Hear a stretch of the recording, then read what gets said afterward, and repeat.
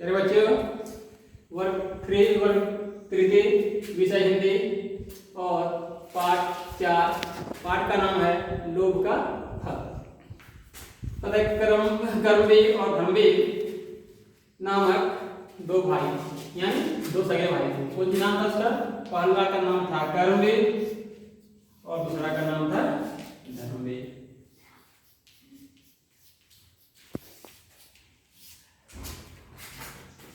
कहाँ रहते थे? एक गांव में रहते थे। दोनों भाई कहाँ रहते थे? गांव में रहते थे। अब कहता है कि दोनों के पास पर्याप्त धन संपत्ति व जमीन जायदाद थी। दोनों खेती करके आराम से बसर कर रहे थे कि एक बार कर्मवीर की पत्नी को किसी गंभीर बीमारी ने घेर लिया। पत्नी के इलाज में उनकी तमाम जमा पूंजी खर्च हो गई। अंत में खेत को गिरवी रखना पड़ा, तब जाकर के उनकी पत्नी ठीक हो पाई। परंतु क्या हुआ कि अब कर्मवीर काफी गरीब हो गया। कौन गरीब हो गया? कर्मवीर। क्या हो गया? गरीब हो गया। क्यों गरीब हो गया? पत्नी के इलाज में जितना जमा पूंजी था सब खर्च हो जाने के कारण, जमीन को गिरवी रखने के कारण वो काफी गरीब हो गया। अब कहता है कि उधर धर्मवीर ने खेती के साथ व्यापार करना भी शुरू कर दिया। धर्मवीर ने क्या किया? खेती भी करता था और व्यापार भी करता था, और व्यापार चल निकला और धर्मवीर की गिनती गांव के अमीर लोगों में होने लगी। इसलिए धर्मवीर काफी अमीर हो गया। एक दिन कर्मवीर के पास खाने के लिए कुछ नहीं था। एक दिन कर्मवीर के पास खाने के लिए कुछ नहीं था, इसीलिए वह धर्मवीर के पास खाने के लिए कुछ अनाज मांगने गया। क्या मांगने गया? अनाज मांगने के लिए गया। धर्मवीर ने अनाज देने के बजाय उसे भला बुरा कहकर अपने घर से भगा दिया। किसने भगा दिया? धर्मवीर ने भगा दिया। तो कर्मवीर दुखी होकर अपने घर लौट रहा था। बेचारा काफी दुखी हो गया और अपना घर वापस लौट रहा था। रास्ते में उसे एक बूढ़ा आदमी मिला। रास्ते में कौन मिला? एक बूढ़ा आदमी मिला, जिसके सिर पर लकड़ियों का भारी गट्ठर था, बड़ा गट्ठर था, और वह बड़ी मुश्किल से गट्ठर को सिर पर रखकर जा रहा था। बूढ़े आदमी कर्मवीर को आवाज दी। पास आया तो वह बोला, बेटा क्या तुम यह गट्ठर मेरे घर तक पहुंचा दोगे? मैं बहुत थक गया हूं। कर्मवीर ने बिना कुछ कहे बूढ़े के सिर से लकड़ियों का गट्ठर अपने सिर पर रख लिया और वह चुपचाप बूढ़े के पीछे पीछे चलने लगा। रास्ते में बूढ़े ने पूछा कि बेटा क्या बात है, तुम बहुत दुखी लग रहे हो, क्या तुम्हें कोई दुख है? कर्मवीर ने बूढ़े आदमी को अपना दुख दर्द सुना दिया। कर्मवीर की बात सुनकर बूढ़े ने कहा, बेटा धैर्य रखो, बेटा धैर्य रखो। बुरा वक्त हमेशा नहीं रहता, बुरे वक्त के बाद अच्छा वक्त भी आता है। घर पहुंचकर बूढ़े आदमी ने कर्मवीर को बैठने के लिए कहा कि बेटा बैठ जाओ। कर्मवीर पसीना पोंछते हुए वहीं बैठ गया। इतनी देर में बूढ़ा आदमी घर के अंदर गया। कहाँ गया? घर के अंदर गया और बाहर आया तो उसके हाथों में पत्थर की एक चक्की थी। क्या थी? पत्थर की चक्की थी। बूढ़े आदमी ने कर्मवीर को चक्की देते हुए कहा कि बेटा यह कोई साधारण चक्की नहीं है, यह कोई साधारण चक्की नहीं है। इसे सीधे हाथ की तरफ घुमाकर तुम जो चीज मांगना चाहो मांग सकते हो, तुम्हें मिल जाएगी। जब तक तुम चक्की को बाएं हाथ की तरफ नहीं घुमाओगे, जब तक तुम चक्की को बाएं हाथ की तरफ नहीं घुमाओगे, तब तक वह चीज तुम्हें मिलती रहेगी। कर्मवीर पत्थर की चक्की लेकर घर आ गया। कर्मवीर पत्थर की चक्की को लेकर कहाँ आ गया? घर आ गया। उसकी पत्नी भूखी प्यासी उनका इंतजार कर रही थी। उसने जब अपने पति के हाथों में पत्थर की चक्की देखी तो बहुत उदास हो गई। उसने सोचा कि हमारा पति भोजन लाने गया था, या क्या लेकर के आया, एक पत्थर का चक्की लेकर के आ रहा है। परंतु उस चक्की को लेकर आया और कर्मवीर ने उसे एक चादर लाने को कहा। अपनी पत्नी को एक चादर लाने के लिए कहा। वह दुखी मन से एक चादर उठा लाई। कर्मवीर ने चादर बिछाई और चक्की को उस चादर पर रख दिया और फिर उसने चक्की के आगे हाथ जोड़कर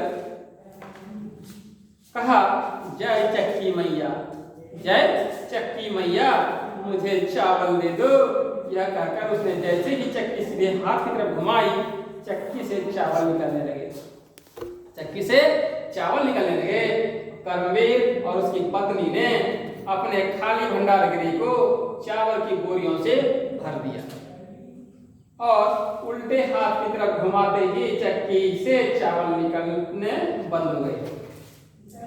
फिर कर्मवीर ने चक्की से मालपुए, पूरी, सब्जी, रायता, खीर, तरह तरह की मिठाइयां मांगी।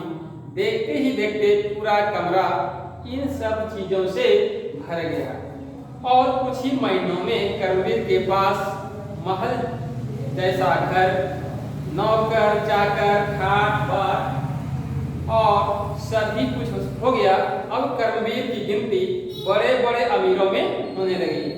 कर्मवीर यह सब देखता सुनता तो मन ही मन बहुत जलता। वह सोचता कि कुछ दिन पहले तो इनके पास खाने के लिए अनाज तक नहीं था और आज इतना धन कहां से आ गया। जरूर इसमें कोई न कोई रहस्य है। एक दिन वह कर्मवीर के घर गया। उसने छिपकर देखा कि कर्मवीर चक्की घुमाकर मनचाही चीजें निकाल रहा है। यह देखकर उसे बहुत आश्चर्य हुआ। बाहर आकर वह चक्की चुराने का उपाय सोचने लगा कि किसी प्रकार हम उस चक्की को चुरा लें। उसी रात जब सो गए रहे थे तो धर्मवीर ने कर्मवीर के घर में घुसकर उसकी चक्की को चुरा लिया। उसने सोचा यदि इस गांव में रहा तो लोगों को चक्की चुराने की बात कभी न कभी पता चल ही जाएगी। यदि इस गांव में रहा तो कभी न कभी पता चल ही जाएगी। यह सोचकर वह अपने परिवार के साथ समुद्र के किनारे आया और सभी लोग नाव में बैठकर दूसरे देश जाने लगे। धीरे धीरे नाव बीच समुद्र में पहुंच गई। धीरे धीरे नाव कहां पहुंच गई? बीच समुद्र में पहुंच गई। सभी को भूख लगी थी। धर्मवीर की पत्नी ने खाना बनाकर लाई थी। उसने सबके लिए खाना परोसा, लेकिन यह क्या, पहले ही गौरव पता चल गया कि खाना में नमक नहीं है। खाना में नमक नहीं है और वह बोली, लगता है मैं जल्दी में खाने में नमक डालना ही भूल गई। धर्मवीर ने कहा, कोई बात नहीं, अब तो हमारे पास ये चक्की है, इससे जो कुछ मांगेंगे हमें मिल जाएगा। चलो इसे थोड़ा सा नमक मांग लेते हैं। यह कहकर धर्मवीर ने चक्की को घुमाना शुरू किया। चक्की से नमक निकलने लगा। चक्की घूमती रही और नमक निकलता रहा, लेकिन धर्मवीर चक्की को बंद करना तो जानता ही नहीं था। थोड़ी ही देर में नाव में नमक का ढेर लग गया। पत्नी ने कहा, जल्दी से चक्की को समुद्र में फेंक दो वरना हम सब डूब जाएंगे। लेकिन धर्मवीर ने चक्की का लोभ नहीं छोड़ा और नतीजा यह हुआ कि नमक के बोझ से नाव डूब गई और पूरा परिवार समुद्र में समा गया। पूरा परिवार क्या हो गया? समुद्र में समा गया, डूब गया। लोग कहते हैं कि वही चक्की अब तक समुद्र में घूम रही है और उसी से नमक निकल रहा है। इसी से समुद्र का जो पानी है कैसा हो गया है? खारा हो गया है, नमकीन हो गया। तो यही था हमारा कहानी। अब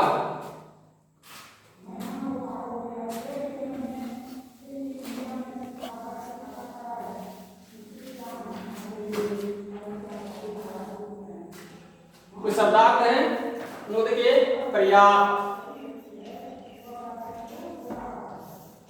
पर्याप्त मीन्स होता है कि गुजारे लायक।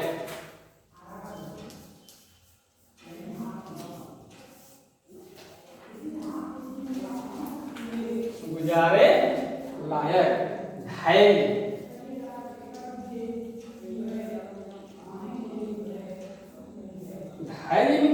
धीरज।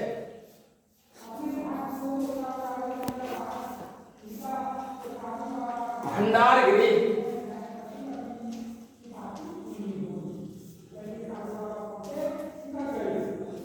भंडार गृह में होता है कि जहां हम लोग खाने पीने की वस्तु को रखते हैं, जैसे कि गोदाम या रखने का जगह, अनाज रखने का जगह, गोदाम। खारा। खारा मीन्स होता है नमकीन।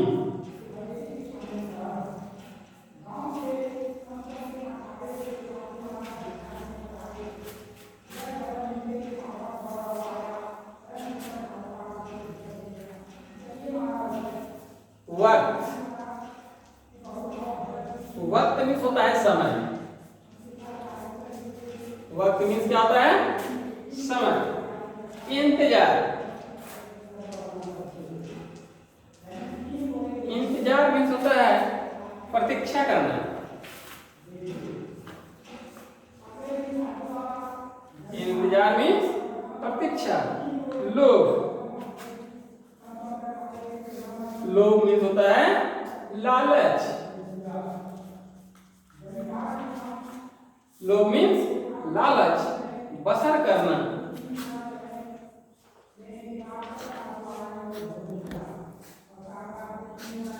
बसर करना मीन्स होता है रहना, सहना।